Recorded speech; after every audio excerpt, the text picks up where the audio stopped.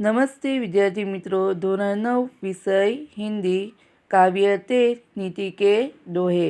उसके कवि है रहीम। उसका जन्म लगभग ईस्वी सन 1553, निधन ईस्वी सन 1626। रहीम का पूरा नाम अब्दुल रहीम खान खाना था। उनके पिता का नाम बेरम्बा था। कवि रहीम बादशाह अकबर के नवरत्नों में से एक थे। उन्होंने नीति व्यवहार संबंधी अनेक दोहे लिखे हैं।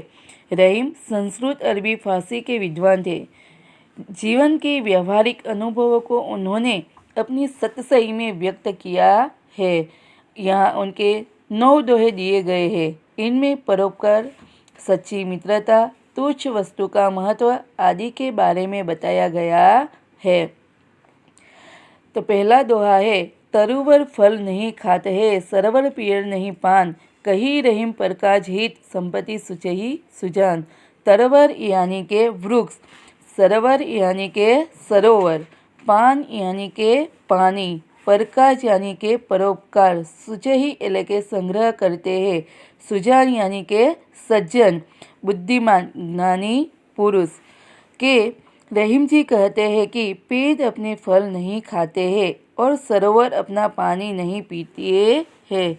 इसी प्रकार ज्ञानी पुरुष परोपकार के लिए धन संपत्ति का संग्रह करते।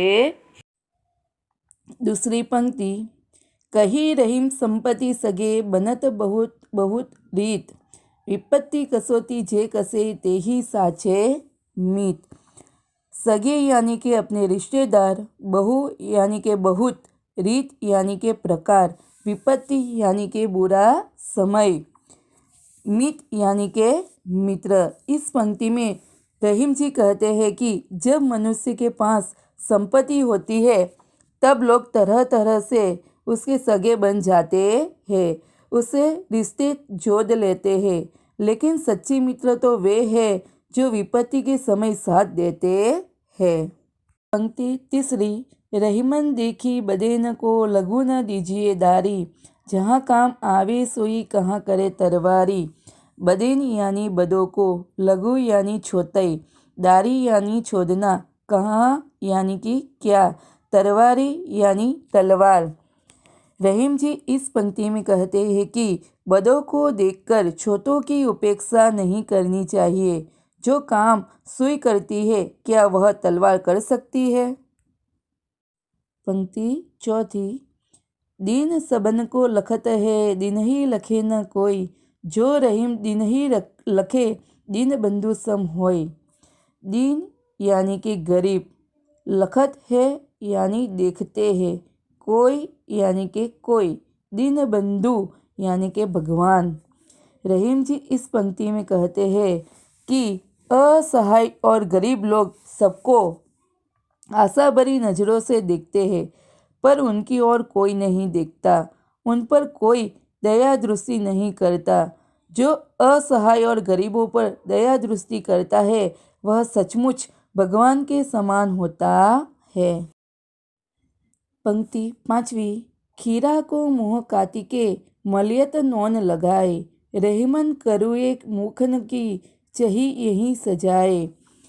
खीरा यानी एक तरह की ककड़ी, मलियत यानी मलत है, नौन यानी नमक, करुए यानी कदवे, सजाए यानी सजा। इस पंक्ति में रहीम जी कहते हैं कि खीरा को खाने से पहले उसका सिर, ऊपरी भाग काटकर अलग कर देना चाहिए, फिर उसके कटे भाग पर नमक मलना चाहिए। रहीम जी कहते हैं कि कड़वे मुख वालों को यही सजा मिलनी चाहिए, इस अपराध का यही दंड है। पंक्ति छठवीं, जो रहीम उत्तम प्रकृति का करी सकत कुशंग, चंदन विष व्यापत नहीं लपते रहत भुजंग।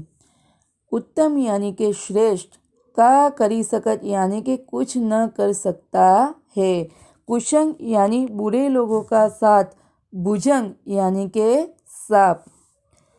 इस पंक्ति में रहीम जी कहते हैं कि उत्तम स्वभाव वाले लोग बुरी संगति में रहे तो भी उसका उन पर प्रभाव नहीं पड़ता।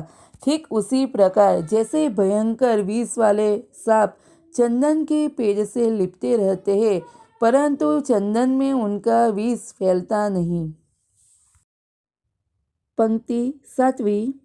बिगड़ी बात बने नहीं, लाख करो किन कोई, रहीमन बिगड़ दूध को मथे न माखन होय। बिगड़ी यानी बिगड़ी, किन यानी चाहे। इस पंक्ति में कवि कहते हैं कि बिगड़ी बात लाख प्रयत्न करने पर भी सुधर नहीं पाती। ठीक उसी तरह जैसे फटे दूध से जमाए गए दही को कितना ही मथा जाए लेकिन उसमें से मक्खन नहीं निकलता। पंक्ति 8वीं। रहीमन विपदा हु भली जो थोड़े दिन होय, हित अनहित या जगत में जानी परत सब कोई। थोड़े यानी के थोड़े, हित यानी के भलाई, अनहित यानी के बुराई। रहीम जी इस पंक्ति में कहते हैं कि यदि आपत्ति थोड़े समय के लिए हो तो अच्छी है, क्योंकि उस थोड़े से समय में हमें पता चल जाता है कि कौन हमारी हितकारी है और कौन हमारा अहितकारी है। पंक्ति 9वीं। रहीमन वे नर मर चुके जे कहूँ मांगन जाही, उनसे पहले वे मुए जिन मुख निकस नाही। नर यानी के मनुष्य, मांगन यानी कि मांगने, मुए यानी के मर गए, निकसत यानी निकलते हैं। इस पंक्ति में रहीम जी कहते हैं कि वे मनुष्य तो जिंदा होते हुए भी मरे हुए समान हैं, जो दूसरों के दरवाजे मांगने जाते हैं, परंतु उनसे भी पहले वे मर गए जिनके मुख से नहीं शब्द निकलता है। जो मांगने वाले को देने से इनकार कर देता है वो मरा हुआ समान है। इस दोहे से हमें सीख मिलती है कि प्रथम दोहे में कहा गया है कि सज्जन परोपकार के लिए ही धन का संग्रह करते हैं। दूसरे दोहे में विपत्ति में ही सच्चे मित्र की पहचान होती है। तीसरे दोहे में साधारण चीज़ों का भी अपना महत्व होता है, इसलिए उनकी उपेक्षा नहीं करनी चाहिए। चौथे दोहे में दीनों यानी कि गरीब पर दया करने वाला दीन बंधु ईश्वर के समान होता है। पांचवें दोहे में मुख से कड़वे वचन बोलना अपराध है, इसकी सजा मिलनी चाहिए। छठवें दोहे में उत्तम स्वभाव वाले बूढ़ों के साथ रहकर भी उनसे प्रभावित नहीं होते, यानी कि उसकी असर सज्जन पर होती नहीं है। सातवें दोहे में बात बिगड़ जाने पर उसे सुधारना संभव नहीं है। आठवें दोहे में विपत्ति में ही अपने पराये की पहचान होती है। और अंतिम दोहे में कहा गया है कि मांगने की वृत्ति तो बुरी है ही, पर उससे बुरी बात किसी को देने से इनकार करना है।